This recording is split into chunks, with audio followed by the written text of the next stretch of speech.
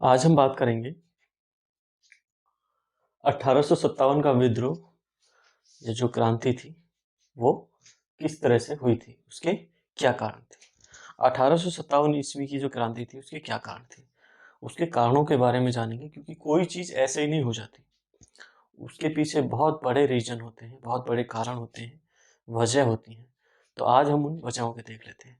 तो हमने यहाँ पर 7 वजह लिखी हैं जो मेन है। ऐसा नहीं है कि किसी एक वजह से कोई क्रांति हो जाए, बहुत बड़ा विद्रोह हो जाए। उसके पीछे बहुत बड़े कारण होते हैं और कई एरियाज में बटे होते हैं। तो इन सभी एरियाओं को हमने 7 पॉइंट्स में डिवाइड कर लिया है। तो हम इसको एक एक करके आज से स्टार्ट करेंगे देखना। पहला कारण हमने देखा है राजनीतिक कारण। तो राजनीतिक कारण में भी बहुत सारे ऐसे कारण थे जो अलग अलग थे।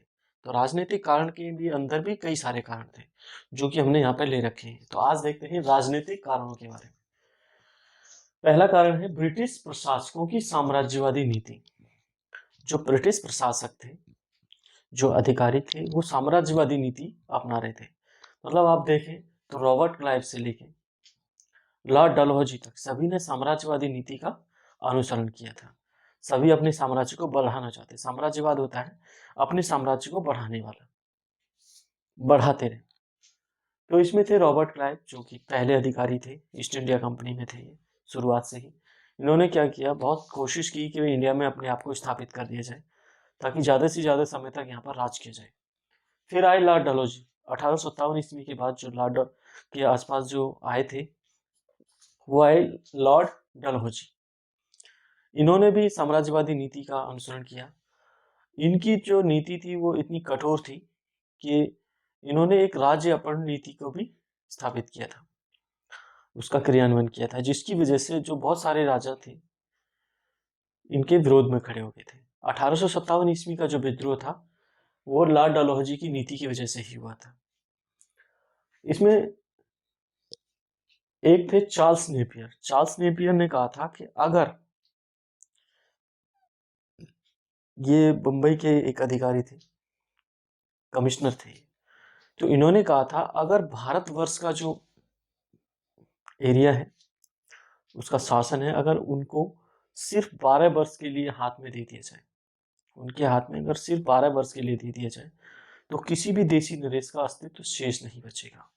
अब आप सोच सकते हैं कितनी बड़ी महत्वाकांक्षी योजना होगी इनके पास। लेकिन ऐसा नहीं हुआ। रॉबर्ट क्लाइव ने साम्राज्यवादी नीति अपनाई। इसके बाद लॉर्ड डलहौजी ने साम्राज्यवादी नीति अपनाई। तो लॉर्ड डलहौजी की वजह से जो राज्य अधिग्रहण नीति अपनाई गई थी, जिसकी वजह से जो राजा थे, यहाँ के जो रियासतें थी, उनमें क्या था, राज्य अपहरण नीति में क्या था कि जिन भी राजा के, जो भी राजा थे, जो रियासतें थी, उनके अगर खुद का कोई पुत्र नहीं होगा तो उस साम्राज्य को ब्रिटिश शासन में मिला दिया जाएगा। दत्तक पुत्र या गोद लिए पुत्र को इसमें उनका पुत्र नहीं माना जाएगा। तो ऐसे कुछ राजा महाराजा थे जिन्होंने अपने शासन को आगे बढ़ाने के लिए कुछ ने दत्तक पुत्र ले रखे थे। मतलब कुछ गोद ले रखे थे, उनको उन्होंने, सरकार ने मानने से मना कर दिया। मतलब एक तरह से ये अपने साम्राज्यवाद को बढ़ाने वाली नीति थी कि किसी भी तरह से, किसी बहाने से इन साम्राज्यों को भारतीय शासन में मिला दिया जाए, ब्रिटिश शासन में मिला दिया जाए। तो इस तरह से बहुत सारे जो राजा महाराजा थे एक हो गए और इन्होंने सरकार के खिलाफ विद्रोह कर दिया। बहुत सारे थे जिनके राज्य को मिलाने की योजना बना रही थी सरकार। तो इन्होंने सम्मिलित रूप में बहुत सारे और भी लोगों को मिलाया जो कि सरकार से रुष्ट थे, जो ब्रिटिश सरकार थी उससे काफी परेशान थे, उन लोगों को भी मिलाया और 1857 की जो क्रांति थी उसका आगाज हो गया। ये बहुत बड़ा कारण था। ये हो गया फर्स्ट पॉइंट। नेक्स्ट पे चलते हैं, लॉर्ड डलहौजी की राज्य अधिग्रहण नीति। यहाँ में राज्य अधिग्रहण करा दिया है। राज्य अधिग्रहण में यही था कि सभी देशी नरेश थे जो, जिनके खुद की कोई संतान नहीं थी, तो सरकार ने एक योजना बनाई कि इन सभी रियासतों को भारतीय शासन में मिला दिया जाए, जिनके कोई पुत्र नहीं है, खुद का पुत्र नहीं है। इसमें गोद लिए पुत्र को पुत्र नहीं माना गया। आगे इसमें कौन कौन सी रियासतें शामिल करने की बात कही गई, झांसी, सतारा, बघाट, उदयपुर, नागपुर, जैतपुर, संभलपुर। ये सभी बड़ी बड़ी ऐसी रियासतें थी जिनके पास अपना कोई पुत्र नहीं था। उन राजाओं का खुद का कोई पुत्र नहीं था, या तो उन्होंने गोद ले रखा था या कोई पुत्र ही नहीं था। मतलब वैसी शासन चल रहा था, जिनको सरकार ने मिलाने की अपने शासन में योजना बनाती थी, जिसका काफी विरोध हुआ था। अगला है अवध का ब्रिटिश साम्राज्य में विलय। अवध का जो विलय हुआ था, अवध का नवाब वाजिद अली शाह, मुस्लिम बहुल प्रांत था ये। अवध का जो नवाब था वाजिद अली शाह, उसमें क्या किया, इसको कुप्रशासन का आरोप लगा के इसको बाहर निकालने की कोशिश की गई। इसको क्या किया गया, 12 लाख रुपए देकर कलकत्ता भेज दिया गया और कहा गया कि तुम्हारे राज्य में अव्यवस्था फैली हुई है, लोगों को सही से न्याय नहीं मिल पा रहा है, लोग परेशान हैं। मतलब कोई ना कोई बहाना बना के भारतीय राजाओं को, भारतीय रियासतों को अपने शासन में मिलाने की ये सभी योजनाएं चल रही थी। वहां का जो नवाब था वाजिद अली शाह, ये काफी लोकप्रिय था अपनी जनता में, और वहां की जो अवध का जो शासन था, और उसमें जो जनता थी वो मुस्लिम थी, बहुत ज्यादा मुस्लिम थी, काफी रेशियो था मुस्लिम का। तो उन्होंने इसका काफी विरोध किया कि हमारे जो शासक हैं उनको किस तरह से आप इस तरह से बाहर निकाल के भेज सकते हो, और सिर्फ पेंशन पे उसको बाहर निकाल दिया गया।